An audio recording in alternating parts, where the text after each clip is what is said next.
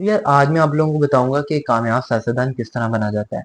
आप लोग ये सोच रहे होंगे कि एक कामयाब सियासतदान बनने के लिए आपको लोगों के मसाइल को सुनना पड़ेगा, उनको ऑनेस्ट तरीके से रिप्रेजेंट करना होगा, मुआशरे में एक इंटेलेक्चुअल डिस्कोर्स क्रिएट करना होगा। मगर एक्चुअली ये तो बहुत ज्यादा किताबी बातें हैं। अगर आपको वाकई में एक कामयाब पॉलिटिशियन बनना है तो आपको लोगों के जज्बातों को एक्सप्लॉइट करना आना चाहिए। आपको ये जानना है कि अवाम का सबसे बड़ा फिर क्या है, अवाम में कौन सी चीज पॉपुलर है, फिर आपने उन चीजों को इस्तेमाल करके एक जज्बाती सी तकरीर करनी है।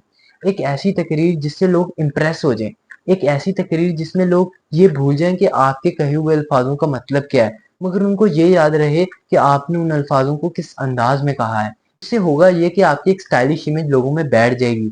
और अब आता है सबसे अहम हिस्सा, आपने एक विलन को क्रिएट करना है। ये विलन कोई मजहबी अकलियत हो सकती है, कोई करप्ट सियासतदान हो सकते हैं, या कोई अमेरिकन साजिश हो सकती है। बेसिकली आपने एक अस वर्सेस देम के नैरेटिव को क्रिएट करना है। और फिर जो भी इंसान आप पर क्रिटिसिज्म करे, कोई भी इंसान आपसे इख्तलाफ राय करे, आपने उसी अस वर्सेस देम के नैरेटिव को इस्तेमाल करके उसे गद्दार डिक्लेयर कर देना है। और अगला ये कि अब आपने लोगों को एहसास दिलाना है कि वो एक अजीम मिशन पर है और उन्हें आपके मिशन के साथ जुड़ना ही होगा। और दर हकीकत जो इंसान आपके इस मिशन के साथ नहीं जुड़ा वो इनहेरेंटली झूठा और मक्कार आदमी है।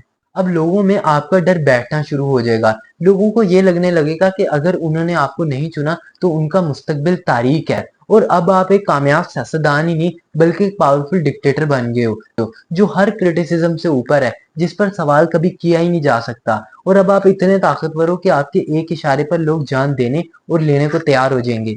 और ये सिर्फ थ्योरी नहीं है बल्कि तारीख के बड़े बड़े डिक्टेटर्स, जिसमें हिटलर आता है, मुसोलिनी, स्टालिन, माओ, ये सब इन्हीं टेक्निक का इस्तेमाल करके पावर में आए हैं।